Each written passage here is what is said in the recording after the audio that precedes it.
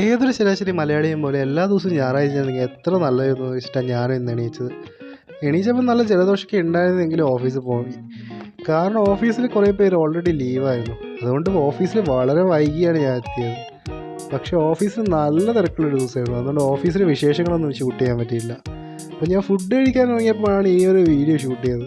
Shoot ചെയ്തുകൊണ്ടിരിക്കുമ്പോൾ നമ്മുടെ തുഷാര കയറി വന്നു. തുഷാര എൻ്റെ കൂടെ വർക്ക് ചെയ്യുന്നതാണ്. പിന്നെ അവളോട് കുറച്ച് വർത്തമാനം പറഞ്ഞ് ഓഫീസിലേക്ക് പോയി. ഓഫീസ് 8 മണിയാകുമ്പോൾ ക്ലോസ് ചെയ്തു. എന്നാൽ 8 മണിക്ക് ശേഷം ആൾക്കാരിങ്ങനെ വന്നുകൊണ്ടേയിരിക്കും.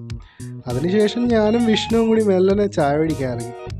നമ്മളങ്ങനെ എല്ലാ ദിവസവും പോകാറില്ല, എന്നാലും വല്ലപ്പോഴൊക്കെ ഇങ്ങനെ പോകാറുണ്ട്.